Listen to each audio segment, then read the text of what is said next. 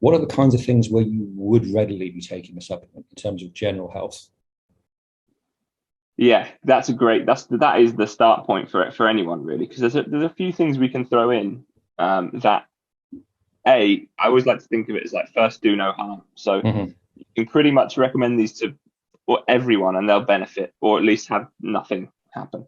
And those would be like your omega threes, whether that's from a fish oil. Now you can get kind of algae derived omega three and vitamin D. The omega three thing is really important because heart disease and cardiovascular disease is on the rise, and even in most of the studies when it comes to these kind of things, not most of the studies, there has been studies that show even just supplementing with omega three and making no changes to lifestyle, although we'd want to do that as well, Mm-hmm. but without doing that, you still get some benefits in terms of like your blood lipids and these kind of things.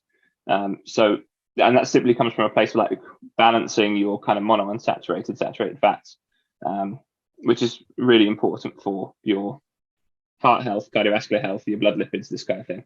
So that's a great start point. Again, backed by a big body of research, which I always think is really important with any supplement. Is like, what do we really know about it?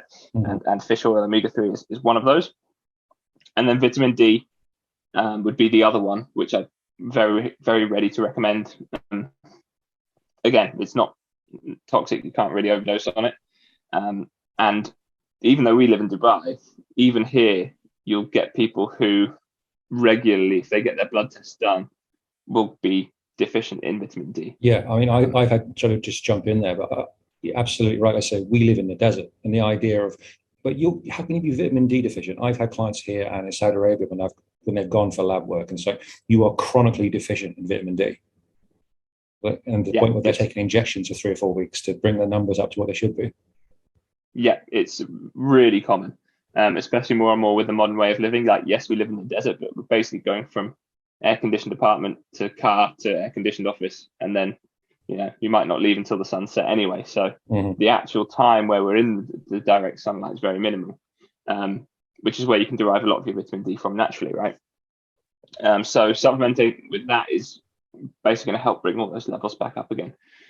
And the cool thing that you can do with vitamin D as well is you can sort of take high doses of it without any toxicity and bring those. That's why people get the injections now. It's just a quicker way to get a really big dose in fast.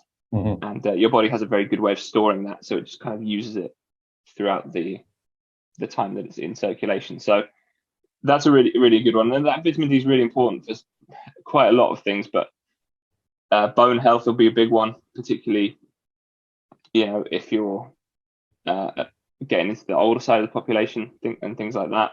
It can helps with muscle, helps with immune health. There's a range of benefits that vitamin D can really be a big plus point for. Hi, thanks for watching this clip. If you enjoyed this content, click here to watch the full unedited version of this episode.